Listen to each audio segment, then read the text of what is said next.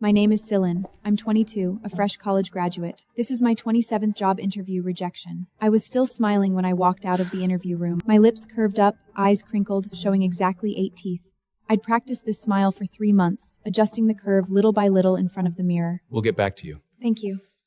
Then turned around. The hallway was long, covered with gray carpet that muted the sound of my footsteps. I'm walking fast. These heels are rubbing my feet, and the back of heels already hurts. I bought these shoes from a second-hand store. The previous owner was probably just another girl worn down by life. The soles were almost worn flat, making me slip every now and then on the shiny floor. When I passed the front desk, I nodded out of habit.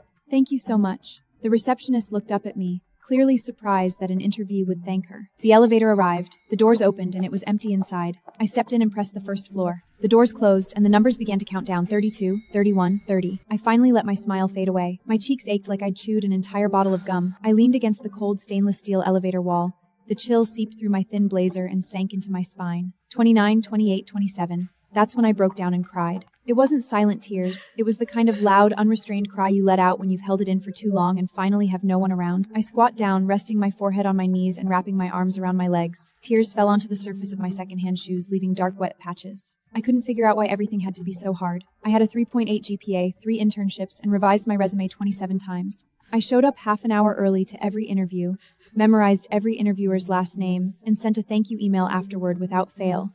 Yet every interviewer looked at me the same way, polite, smiling, and then never got back to me. It was as if they were saying, "You're good, but you're not one of us." What exactly did one of us mean? No one ever bothered to tell me. The elevator stopped at the 15th floor, the door slid open. A woman walked in pushing a cleaning cart. I shot to my feet, turned to face the wall, and frantically wiped my face with my sleeve. I didn't have a tissue, though, and only smudged my tears all over my hands. I heard rustling sounds behind me, rubber wheels rolling across the floor, water sloshing in the mop bucket. Then a hand stretched out from behind me, holding out a tissue. Her fingers were rough, nails cut short. Here, wipe your tears. I took the tissue and pressed it hard against my face. The tissue swiftly soaked through, and I crumpled it up in my palm. Her voice was soft, with a southern accent, just like the elderly neighbor who used to lull me to sleep as a kid. It's gonna be okay. I've worked as a cleaner in this building for 10 years. I see hundreds of people coming and going every day. You're the first one who ever said thank you to me. When did I do that? Then I remembered. I'd thanked the receptionist on my way out of the interview room. But this cleaner wasn't anywhere near the front desk. She was at the end of the hallway with her cart, more than 10 meters away. She heard me? All the way down the hallway? I couldn't believe it, but I didn't have time to dwell on it. The elevator reached the ground floor. The doors opened, but I didn't step out. I looked at her carefully and earnestly for the first time. She wasn't tall, wearing a dark blue work uniform with a faded collar. Her hair was tied up in a bun with a few strands of white hair. You say thank you to that many people every day? It's just a habit. Then you're a good person. Her face was lined with wrinkles, but her eyes were bright. Not the bright sparkle of youth, but the kind polished by life itself. Ma'am, what's your name? You can call me Lynn. Thank you, Lynn. She smiled, crinkling the corners of her eyes like the veins on autumn leaves. I don't know. No company wants me. No need to thank me. Are you coming for another interview tomorrow? Then just come anyway. I mop here every day at 3 in the afternoon. If you come, I'll have someone to talk to and someone who'll say thank you. I headed back to my rental place. It was a partition room in a shared apartment, barely big enough for a single bed and a folding desk. My next-door neighbor was playing video games. Gunshots pounded through the thin wall like drum beats, making my whole room rattle. My phone lit up. It was my mom calling. Lily, how did the interview go? It went okay. I'm waiting for their reply. Your dad thinks you should come back home and take the civil service exam. Living costs are way lower in our small town. Mom, I want to keep trying a little longer. It's already been half a year. I hung up and stared at the ceiling. There was a water stain shaped like a rabbit. It felt like it was mocking me. Already 22, still stuck staring at the ceiling with no direction. I opened the job app and scrolled all the way to page 20. I applied to every possible opening, even the ones I wasn't fully qualified for. I'd already gotten 27 rejections, and I had no idea where the 28th would come from. But I kept Lynn's words in mind. She asked if I'd come back tomorrow, and told me to come anyway. Maybe I didn't just need a job. I needed someone to tell me everything would be all right. At 3 o'clock the next afternoon, I stood in the lobby of the office building.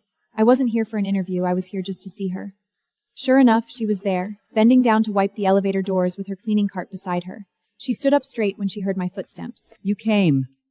Yeah, I'm here. Got any interviews today? Nope.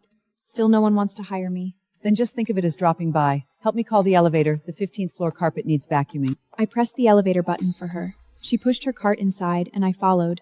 The doors closed, leaving only the two of us alone. Lily, you know what? I've seen thousands of young people coming in for interviews in this building. All of you dress up in suits and ties, wearing stern faces like you're heading off to war. Some sneak off to cry after interviews, others lash out and argue on the phone right after.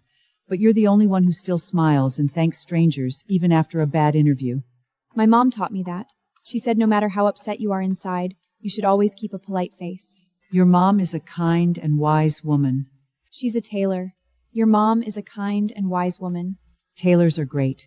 They know measurements. They know which fit suits which person perfectly. You're a great fit for something already. You just haven't found the company that's the right match for you yet. I came back on the third day, then the fourth, then the fifth. Lynn and I became an unlikely pair of friends despite our age gap. She started her shift at 3 p.m., and I showed up in the lobby right on time every day. When she cleaned the elevators, I pressed the floor buttons for her. When she took out trash, I held open the garbage bag for her. During her break, we'd sit on the steps at the back entrance of the building. She'd take out her thermos and poured me a cup of cold tea. You young folks have too much pent-up energy. Cold tea will cool you down. Lynn, what did you do for work before this? I used to be a kindergarten teacher. Did you retire? I got laid off. The kindergarten closed down, so I took this cleaning job. It's been 10 years now. Have you ever wanted to go back to teaching? Kids these days are glued to their phones all the time. They don't need teachers like me anymore. But I'm still good at reading people. I used to read little kids at kindergarten, now I read grown adults. It's all the same, really. When a kid cries, you give them a piece of candy and they're fine. When an adult cries, candy won't help. You just hand them a tissue and sit with them quietly. So how do you see me? She tilted her head and studied me with bright, clear eyes. You're like a lump of dough that hasn't risen yet. You look soft on the surface, but you're tough inside and can rise up into something great. Is that a compliment or an insult? It's a compliment for sure. If dough never rises, it's just a hard lump forever. Once it rises, you can make steam bowls, bread, pizza, endless possibilities. You haven't risen yet, but you've got all the potential to grow into something amazing. I didn't fully understand it back then, but I kept her words deep in my heart. On the 7th day, I got a call from an unknown number. I hesitated for a second, then answered. Hi, is this Lynn speaking? Yes, this is her. My heart skipped a blow. This is Kevin, Marketing Director at AKG. We've received your resume and would like to invite you in for an interview tomorrow. AKG. It was the biggest consumer goods company in this building, a top 10 brand in the industry. I'd applied a long time ago and never heard back. Why were they reaching out now? May I ask, how did you get my resume? A staff member here referred you. We highly value internal recommendations. Could you tell me who referred me? It's Lynn, the building cleaner. She's worked here for years, and we all trust her judgment completely. My hands started trembling right away. It was Lynn all along. An ordinary cleaning lady had referred me to interview at top-tier AKG. Lily, are you still there? Yes, I'm here. What time should I come tomorrow? 10 a.m., 32nd floor. After hanging up, I squatted down in the hallway of my apartment building. I cried, then laughed, then cried again out of emotion. My gaming neighbor next door opened his door, glanced at me, then quietly closed it again. I sent Lynn a message right away. You come help me work every afternoon and you're always polite.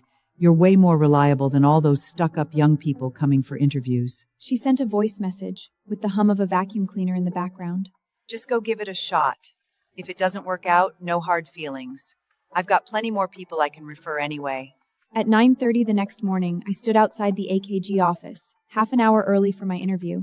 I'd ironed my blazer 3 times, polished my shoes 4 times, and styled my hair perfectly neat. My palms were sweaty, not from nervousness but from fear of letting Lynn down. The receptionist led me inside. Kevin's office was in the corner, with floor-to-ceiling windows overlooking the Chicago skyline. He was in his 40s, with thinning hair but sharp, perceptive eyes. He glanced over my resume, then looked up at me. Lynn has told me about you. What did she say about me? She said you're the only interviewed who ever took the initiative to thank her. Just because of that? That's all it took. She said someone who still respects strangers and stays grateful even when they're at their lowest point is someone with genuine good character. I don't have any more questions.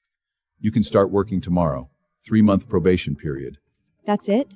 That's it. Aren't you going to ask about my major, internships, or career plans? Those are just words on paper. Lynn sees a person's true character deep down, and I trust her judgment. Thank you, Kevin. You're welcome. By the way, please pass my thanks to Lynn on your way out. She's cleaned this building for 10 years, and you're the very first person we've ever hired on her recommendation. I practically ran into the elevator and pressed the button for the ground floor. I was alone in the elevator. As soon as the doors closed, I laughed freely at my reflection on the stainless steel wall. It wasn't the practiced formal smile anymore. It was a wide, unpulpiest grin showing all my teeth. It looked silly, but it was completely genuine. Down in the lobby, Lynn was cleaning the trash cans. She was bent over, the back of her uniform with sweat from her shoulder blades all the way down to her waist. How did it go? I got the job. She broke into a warm smile, her eye crinkles bunching up like a crumpled but lovely flower. I told you this lump of dough of yours could rise up into something great.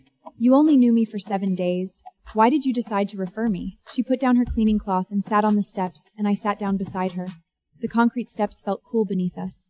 I've seen thousands of job seekers in these 10 years. So many walk out of interviews complaining and lashing out, blaming the interviewers and the company for not seeing their worth. Others call someone to cry right after, still full of resentment afterward.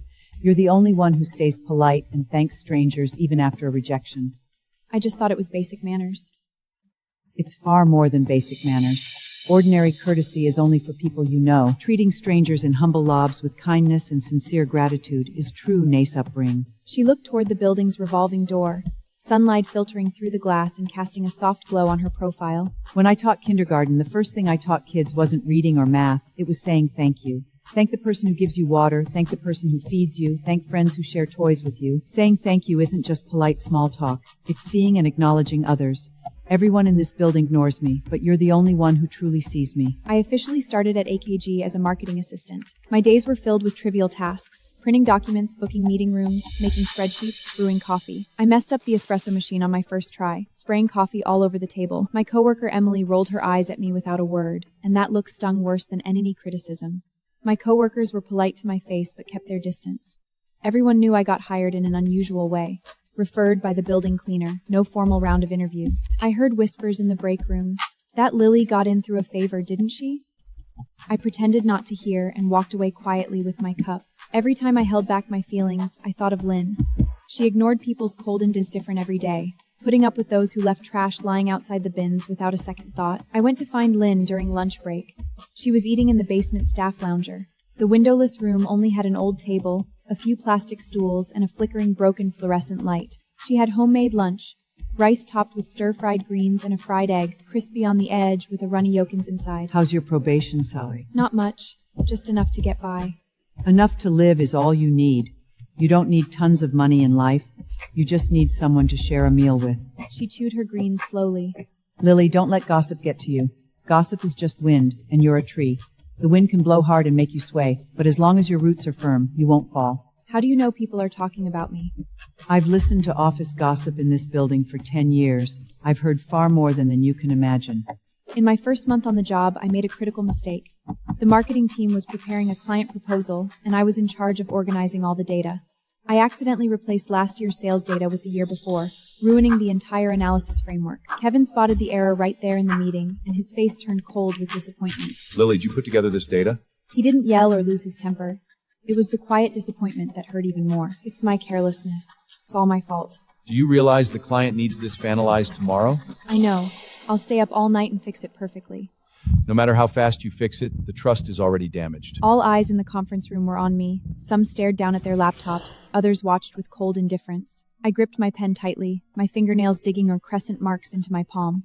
After the meeting, I sat at my desk with burning eyes, forcing myself not to cry. I remembered Lynn's words: no matter how upset you are, get your work done. That's real maturity. I worked overtime until 3 a.m., double-checking every number, remaking all charts, rewriting every analysis paragraph. I was alone on the entire floor. The AC was off, only the heater hissing softly. I made my third cup of instant coffee, bitter enough to taste harsh on my throat. At 3:12 a.m., I finished all revisions, saved backups in 3 places, then fell asleep on my desk. The building security guard walked by and quietly draped a coat over me. I woke up at 7 a.m. with a stiff neck from sleeping awkwardly. I splashed cold water on my face to wake up, printed the revised proposal neatly, and left it on Kevin's desk. He arrived at 8:30, read through the proposal, and stayed silent for a long time. Time did you leave last night? 3 in the morning. What time did you get in today? 7 o'clock. All the data is perfect now. I promise I'll never make the same mistake again. I believe you. Lynn really didn't misjudge. The revised proposal went through perfectly. The client was thrilled and signed the contract on the spot. Lily made a serious mistake earlier, but she stayed up all night to fix it and turned failure into perfection. Kevin praised me by name in the department meeting. Not empty courtesy, but genuine recognition. People who take responsibility and correct their errors are far more trustworthy than those who never make mistakes at all. My colleagues' attitude towards me completely changed. Emily even offered me free coffee from the office machine, and colleagues invited me to lunch together. The break room whispers faded away, and I was just plain Lily to everyone now. I never held grudges over the gossip, but I'd never forget who gave me this chance and opened this door for me. I headed down to the basement to see Lynn, bringing her a latte. Lynn, have you ever tried a latte before? It's so bitter. The tea you drink is bitter too. Tea leaves a sweet aftertaste. This just stays bitter with no warmth afterward. I smiled, took the cup back, added a sugar packet, and handed it to her again. That's much better. I just added some sugar to sweeten it up. Life's the same way. You always need to add a little sugar now and then. One day, I ran into a young man in the elevator. He wore a gray suit, clutching his resume tightly, his lips trembling nonstop. He was heading to the 32nd floor, the same floor where I'd had my interview. He stepped in and stood next to me, taking deep breaths over and over, wiped sweat on his pants leg. The edges of his resume were frayed from being squeezed too hard. Are you here for an interview? AKG. Which department? Marketing. I hesitated for a moment. If it weren't for Lynn, would I ever take the initiative to encourage a stranger? Good luck. You've got this. Thank you. The elevator reached the 32nd floor, and he stepped out. The second the doors closed, I thought of Lynn right away. She said I was the first person to thank her. Now I've become someone who cheers strangers on too. I slipped my hand into my pocket and felt a crumpled tissue, the very one Lynn gave me that day. I'd kept it all this time. That afternoon, I found Lynn in the basement. She was squatting to scrub the corner walls, moving slowly with a foam pad under her knees. Lynn, I met a guy going for an interview in the elevator today. I told him good luck. And what happened? He thanked me. Lynn stood up, holding her sore lower back. Her waist troubled her. It always ached after standing too long. She draped her mop cloth over the bucket and turned to look at me. You see? You've learned how to read people too. I'm nowhere near as good as you are. You will with time. You just haven't realized how capable you are yet. I started quietly observing Lynn, not because she was odd, but because I wanted to figure out how she could read people so well just by looking. As she cleaned the elevator doors, she'd watch the expressions of everyone who walked in and out. Her gaze never lingered too long. It just skimmed over people lightly, like a dragonfly touching water. One glance was all she needed. Some looked gloomy, some full of confidence, others completely blank-faced. Those with sad faces are either dealing with family troubles or work stress. The ones walking tall just closed a big deal or got praised by their boss. The expressionless ones are the hardest to read, but they usually have the most going on inside. How do you decide who's worth recommending? I don't judge on purpose. I just watch and wait. If someone passes by me more than 3 times, I start paying attention to how they act and speak. The first time is chance, the second coincidence, and the third means it's meant to be. She wiped the elevator control panel, polishing the well-worn buttons until they shone even brighter. How many people have you referred in total? 9. You were the very first one I got hired. There are 8 others? Yes. I'm watching and referring the other 8 one by one. Some are still waiting for a chance, others have already landed good jobs. I was stunned. She hadn't only helped me. 8 more people were quietly waiting for their chance, lined up in her worn little notebook. Lynn had a soft-cover notebook with a frayed, curled cover and bent corners. It was filled tightly with names, dates, and notes on everyone's personality and behavior. Her handwriting wasn't fancy, but every stroke was neat and legible. This young Ma always holds the elevator door for strangers. Steady and thoughtful, perfect for property customer service. This girl wears the same shoes to every interview. The toes are worn out, but always spotlessly clean. Humble background, strong self-respect, hardworking and resilient, great for sales. This man stares at his phone the whole time in the elevator and never acknowledges others. I won't refer him. People who can't see others won't go far in life. I flipped through the notebook. It was like reading a real-life journal of human observation. Every page was dated, as meticulous as a doctor's medical record. Lynn, where did you learn how to read people like this? It came from teaching kindergarten. 30 years ago, I had 30 kids in my class. I could tell at a glance who was happy, who was upset, who was hurting quietly. Reading kids and reading adults is exactly the same. Adults are just grown-up children. Are adults harder to deal with than kids? Way harder. You can calm a crying kid with a piece of candy. Offer a sad adult candy, and they'll think you're pitying them. But the rule never changes. Don't look at the resume. Look at the person's heart. The second person Lynn referred got hired soon after. He was Daniel, a design graduate, hired by an advertising agency on the 18th floor. Lynn saw him sketching in his notebook in the elevator and asked if she could take a look. He showed her without hesitation and drew a quick portrait of her in just 2 minutes, capturing her expression perfectly with just a few lines. Lynn, did you reach out to the HR of that company yourself? I just casually mentioned to their HR that there was a talented young artist and told them to check his portfolio. They hired him right after seeing it. You didn't even ask him first if he was okay with it? I did ask him. Go ahead if you want. I've sent out dozens of resumes, and no one's willing to give me a chance anyway. I couldn't help smiling. I'd said those exact same words once too. Every young person stuck in endless rejections ends up thinking the same thing. No one wants me anyway. On Daniel's first day at work, he brought Lynn a big bouquet of sunflowers, bright golden blossoms wrapped in Kemp paper. He carried the flowers down to the basement to find Lynn, his eyes watery.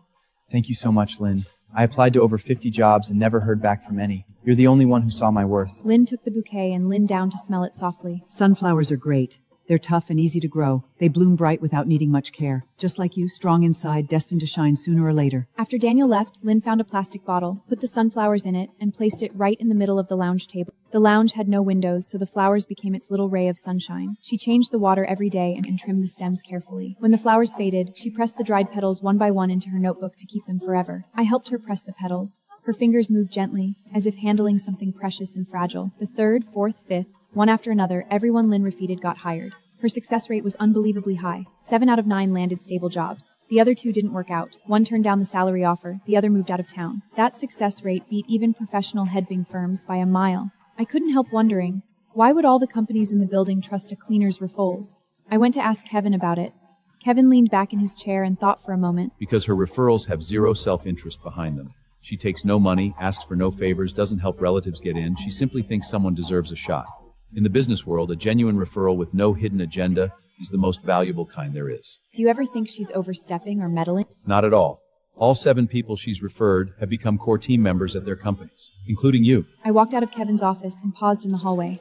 Sunlight flooded the hallway through the floor-to-ceiling windows, covering everything in golden light. I looked down at my brand-new heels, nothing like those worn-out second-hand shoes I used to wear, but I knew deep down, without Lynn, I'd still be stuck in endless interviews, lost and struggling. I did something quietly without telling Lynn. I bought a voice recorder. Every lunch break, when I talked with her, I secretly recorded every word she said. Don't judge people by their clothes. Judge them by how they treat those beneath them. True upbringing isn't how you flatter superiors, it's how you respect ordinary people. Cleaners are people too. Most people just choose not to see us. I edited hours of recordings into a 10-minute audio piece titled A Cleaner's Guide to Reading Workplace People. I sent the audio to 5 top harching firms.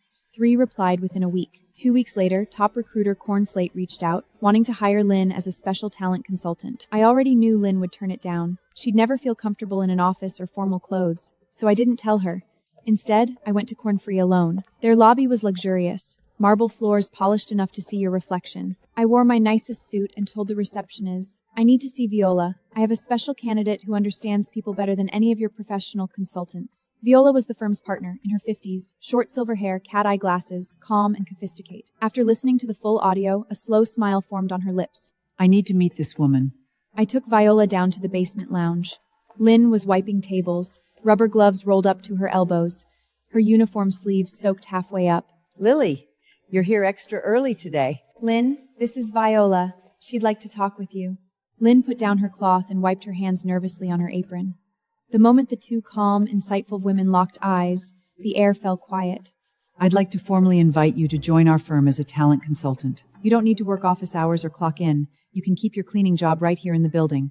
All you need to do is send me your weekly observation notes on people. I'll pay you triple your current salary. Lynn stayed silent for a long time. The basement fluorescent lights hummed, and dripping water from the pipes sounded like a slow heartbeat. I don't know how to use a computer or type. You can write by hand. We'll have someone type it up for you. I don't understand what a consultant does, and I know nothing about corporate rules. You understand people. You know character and heart. That's more than enough.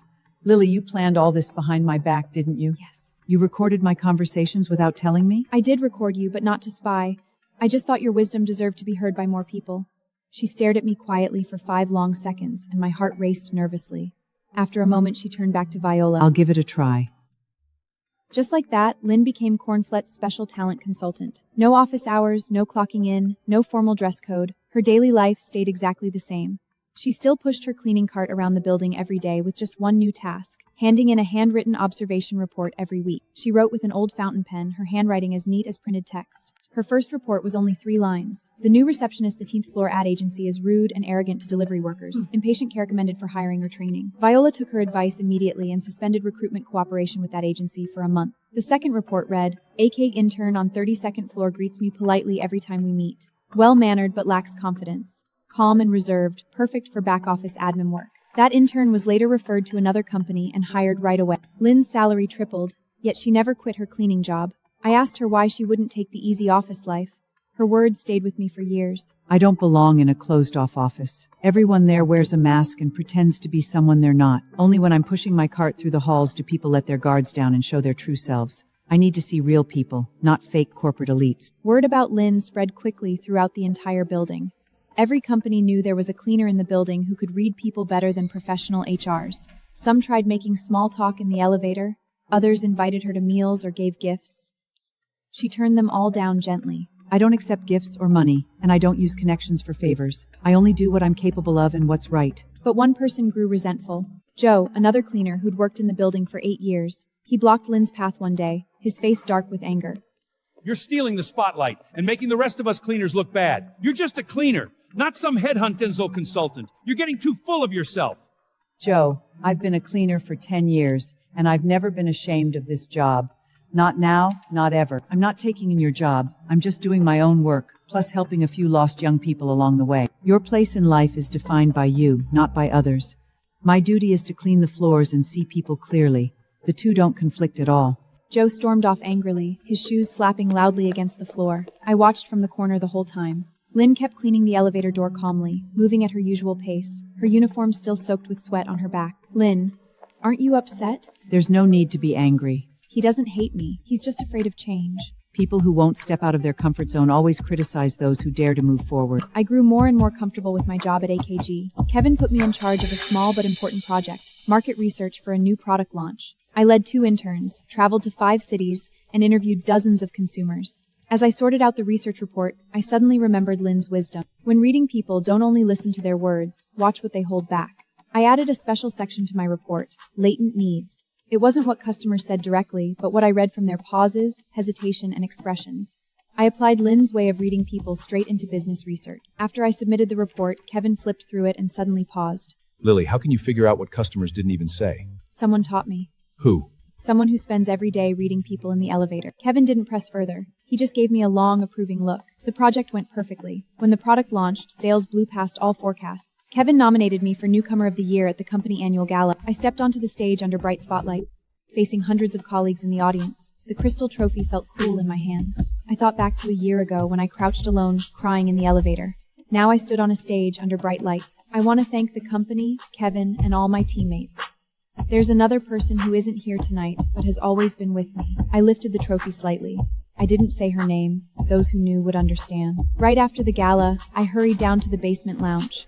Lynn sat alone on an old plastic stool, her thermos on the table, the tea long steeped weak. Lynn! I won Newcomer of the Year! I always knew your dough would rise perfectly one day. I handed her the trophy. She studied it for a moment, then gently gave it back. This honor belongs to you, not me. You're the one who helped me grow into this. She pulled a small keychain from her pocket, a tiny cleaning cart with rolling wheels. This is for you, a promotion gift. You'll never be a cleaner, but you'll always see ordinary people in your heart. Would take the auction, and Layli rolled down my cheeks. She didn't hand of Chijin. She be simply Padwinam showed, like comforting a Sansen Heisen. Soon after, I was promoted to marketing supervisor, the youngest one in the department. Colleagues started calling me Sister Lily, not because of age, but because I led new hires and earned respect. I managed 4 fresh college graduates on my team. Kevin let me join the full interview process for new recruits. I still reviewed resumes and portfolios and asked professional questions, but I added one special step, taking the candidate for an elevator ride. We rode quietly from the lobby to the 32nd floor and back. No conversation, just quiet observation. Did you thank or yield to anyone when you entered the elevator? What does this have to do with the job? It has nothing to do with the job role, but everything to do with character and manners. Out of the 4 candidates, I recommended 2. Both passed probation and became reliable team members. Kevin said I could read people even better than him now. I told him I wasn't talented. I'd learned everything from an ordinary woman in the elevator. The 9th person Lynn referred finally landed a job too. Her name was Sophia, an HR major with a careful, patient personality. Lynn noticed she always held the elevator door until cleaning staff fully stepped inside. Thoughtful and considerate. Born to work in HR recruitment, Sophia joined a tech company as a recruitment specialist. 7 out of 9 referrals were successfully hired, an incredible success rate. Lynn carefully tracked everyone's progress in her notebook. Some climbed the career ladder, others lived steady, ordinary lives. She recorded every detail faithfully. Sunlight streamed through the room skylight and fell softly on her notebook cover. She closed it gently. like closing a life savings book filled only with kindness. Viola wanted to make Lynn a full-time senior consultant with a huge raise, private office, and personal assistant. Lynn politely turned it down. I'm not used to closed office rooms. I've spent 10 years in the basement. I'm used to its quiet and its air. What do you want instead? I only have one request. From now on, your firm should give more chances to kids with plain resumes, average degrees, but honest, steady character. Not everyone can craft a perfect resume, but plenty of people can do great work. Viola agreed immediately. Cornflight added a new internal hiring rule: blind interviews without resumes, no academic screening, just conversation, character judgment, and personality. The meeting minutes clearly noted the proposer's name, Lynn. Sophia, Lynn's 9th referral, grew into an experienced HR recruiter. She sent Lynn, "I just hired a single mom today." Her resume had a 3-year gap, and every other company turned her down. I gave her a chance. I remembered what you said: a person's worth is never written on a piece of paper. The font size on the screen was small. She read it from a distance, squinting her eyes. You see, the seeds I planted are finally blooming. My heart warmed as I passed. The basement still looked old. The light still flip-hacked had completely changed. Lynn hadn't changed at all. The world's way of seeing her had. Joe came to apologize to Lynn. He stood awkwardly in the basement hallway, fidgeting, too embarrassed to step inside. I spoke harshly and acted petty before. I'm sorry. I want to learn how to read people from you. Didn't you think I was meddling and showing off before? My daughter just graduated. She sent out over 100 resumes and no one will hire her. I want you to meet her and tell me what she's suited for and where she's going wrong. Everyone hits rock bottom once in life. When I lost my job years ago, no one reached out to help me. Bring your daughter here. I'll just talk with her for a while. Thank you. Thank you so much. The next day, Joe brought his daughter to meet Lynn. She was 23, an accounting major, wearing glasses, speaking softly, shy, lacking confidence. Lynn chatted with her gently. No professional questions, no grades, only simple daily topics. What do you like doing when you're home alone? Keeping accounts. I record every family expense, even buying a single green onion. Do you feel happy when you're keeping books? Is your finance department still hiring? Yes, they are. This girl isn't good at socializing, but her eyes light up when she talks about numbers. She's born for quiet work with figures and accounts. I referred her for an interview, and she was hired by our AKG finance team. The finance director later told me she was the most careful, focused, and error-free new hire they'd ever had. After that, Joe quietly cleaned Lynn's cart every morning and oiled the wheels. They never thanked each other out loud. Between adults, true reconciliation needs no words. A local newspaper ran a story about Lynn. Cleaner turned folk better than professional HRs. The reporter showed up while Lynn was mopping the floor. "Mrs. Lynn, what's your secret?" I have nothing special to say. The reporter squatted down, holding the recorder, and walked slowly beside her. In the end, she only said one line. I have no special talent. I just believe every ordinary person deserves to be seen. The article went viral right away. TV stations wanted interviews, universities invited her to speak, podcasts told her a bunch. She turned down everything, except one podcast recording. TV stations wanted interviews, universities invited her to speak, podcast hosters even waited for her by the building trash room. She turned down everything except one podcast recording.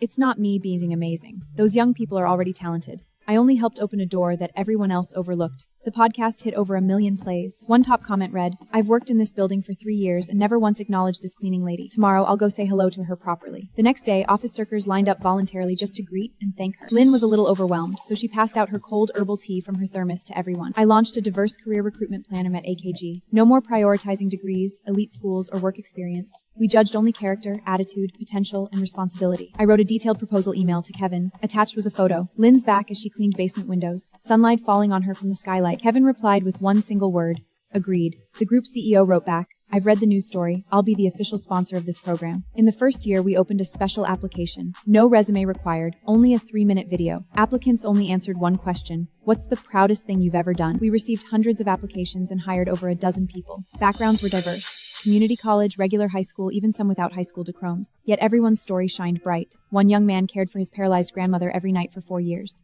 Another taught himself coding and built an app to help the visually impaired. A laid-off middle-aged man learned baking and gave free bread to elderly residents. They weren't elites by standard definition, but they had kindness, perseverance, and inner light. Kevin complained the process was time-consuming, but I told him it was worth it. Talent isn't filtered out by resumes, it's discovered with the heart. Lynn taught me that.